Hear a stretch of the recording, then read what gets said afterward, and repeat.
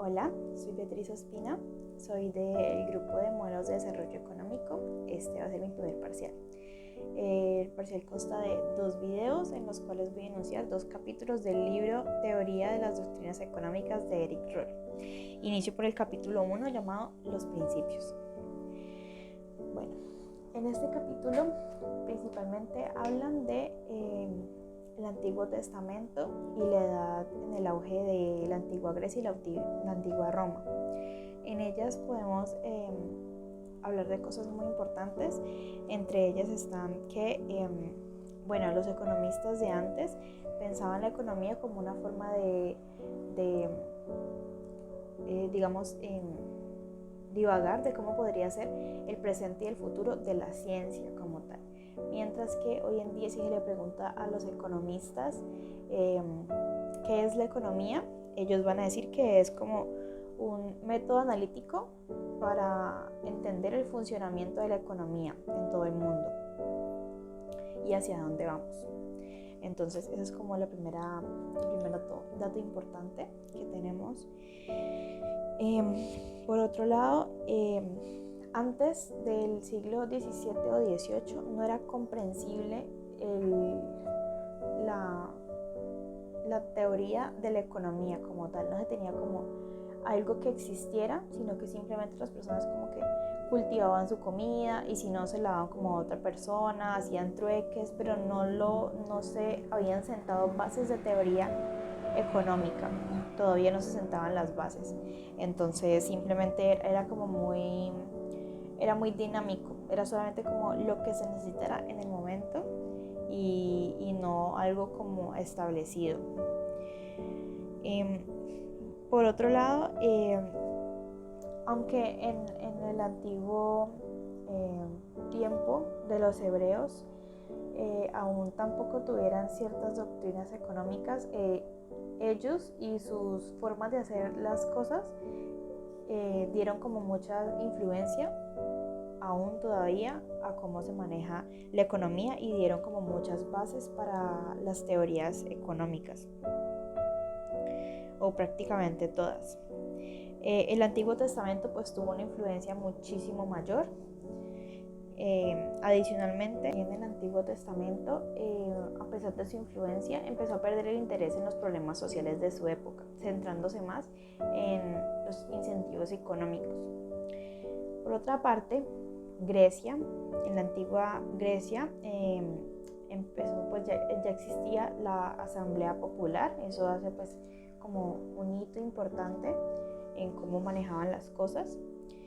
Pero por otro lado empezó la decadencia de la sociedad tribal. Como ya hemos visto anteriormente, la sociedad tribal es como una comunidad donde hay un líder y cada uno tiene como funciones dentro de esa tribu. Entonces en la antigua Grecia empezó la decadencia de ese tipo de sociedad como se conocía anteriormente. Y empezó a verse algo muy importante, que es la importancia de la propiedad de la tierra. Por esto mismo, las direcciones del trabajo, la división del trabajo, el comercio marítimo se empezó a ver muy importante, la importancia de los puertos y de los canales que hubiera entre las ciudades y los países. Y por esto mismo, basada en este tipo de comercio marítimo, muchas ciudades y países se hicieron importantes. Entre más puertos tuviera, entre mares, ríos, lagos o entre los océanos,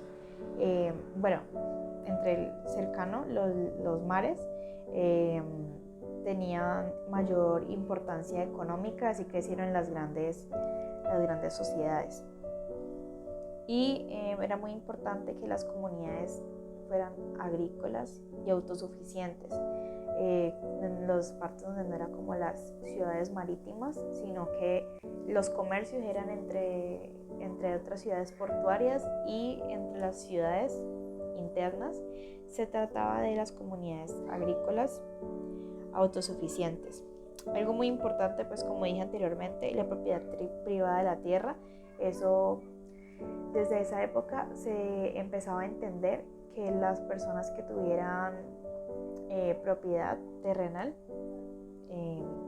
pues tenían mayor solvencia económica y pues eran los que tenían la economía. Esto se le llamó la aristocracia de terratenientes. Entonces, en esta época empezó la importancia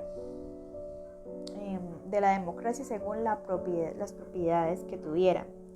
Entonces, se hacía la lucha principalmente era entre las antiguas masas gobernantes, los antiguos gobernantes contra la clase mercantil que estaba en auge.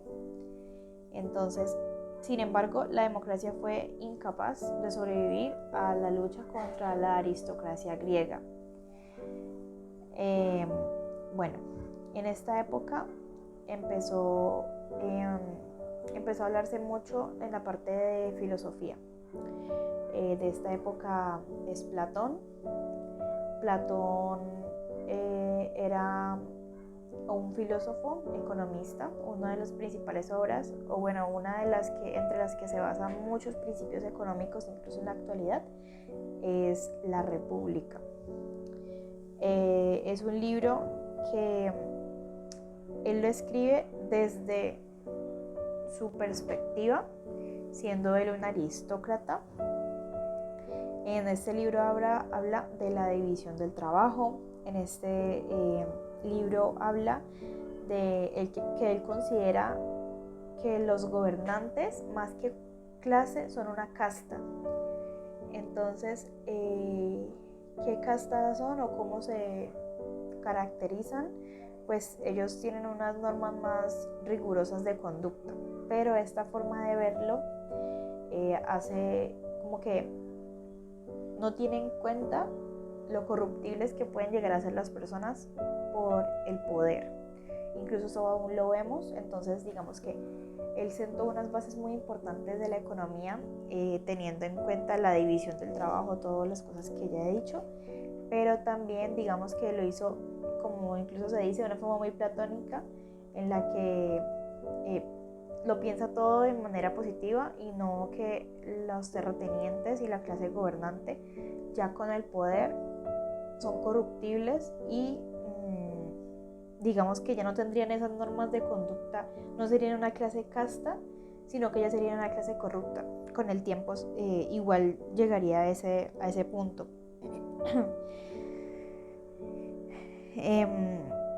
Por otra parte, Platón despreciaba el comercio exterior. Él solamente creía pues en el comercio interno de los bienes. Y fue una de las cosas también importantes que hizo él fue que fue el maestro de Aristóteles. Aristóteles fue otro filósofo de la época que estamos hablando, de la época griega, de la antigua Grecia. Y él hablaba mucho de la teoría de los incentivos. Por otro lado, él también ponía mucha fe en la razón y en la benevolencia. En eso pues se parecía a Platón.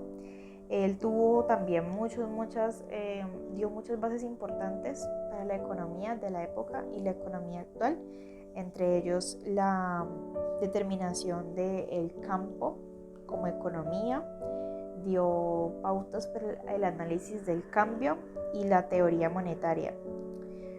Por otro lado, él dividía entre la economía que ya estaba dicha, que era como la economía más vista como doméstica, no comercio exterior ni nada, sino economía doméstica, contra la economía del abastecimiento. Las diferenció. Por otro lado, llegando a la Edad Media, se da el auge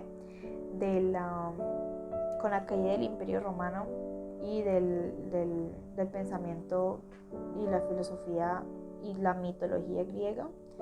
Empieza el auge del cristianismo. Empieza el clero como el principal, era como el todo en la época. Las personas que eran de la iglesia eran las que tenían el poder en la economía, el poder de las tierras, eran las que tenían todo ese tipo de poder, pero la cosa es que por más que se hiciera en nombre de la religión, la Edad Media pues se caracteriza por haber tenido mucha explotación, desigualdad, esclavitud, porque solamente se tenía como que eso era, lo que ellos decían es lo que era, porque era la palabra de Dios, entonces ellos eran los que tenían que tener el dinero, lo que ellos decían tenía que ser la economía que manejara el país.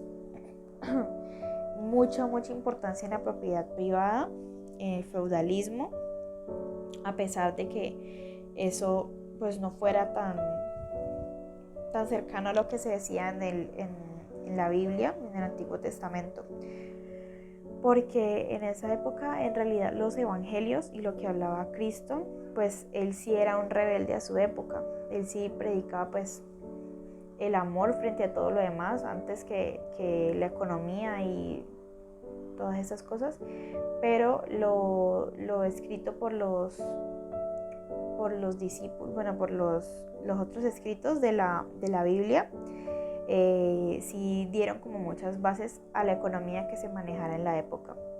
Entonces, de allí tomaron, pues ellos decían que el Papa, los sacerdotes y todo decían que lo que ellos decían pues era la palabra de Dios, y pues ya muchos sabemos como la historia de la Edad Media, donde se quemaban las personas, donde las mujeres no podían estudiar, las hambrunas que hubo, bueno, toda la esclavitud, todo lo que hubo en nombre de Dios. Entonces asimismo también manejaban la economía estas personas.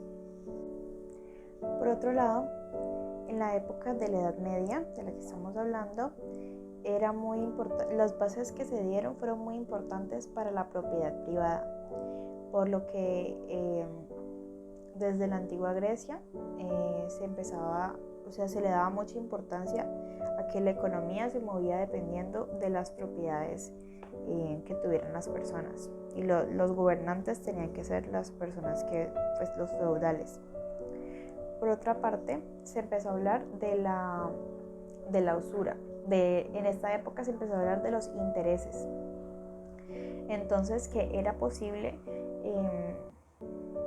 prestar el capital a otra persona y que luego cuando me lo devolviera tuviera como algo. Esas personas pues que prestaban el dinero o pues el capital tenían que ganar con el interés. Pero pues en esa época que aún digamos no estaba regulado, se empezó a hablar de la teoría de la usura. Las personas digamos el clero, castigaban y veían como pecado capital cuando las personas que prestaban ese dinero se la prestaban a una persona que la pedía porque estaba necesitada, porque no tenía para comer o algo así, y sin embargo les dieran intereses altos.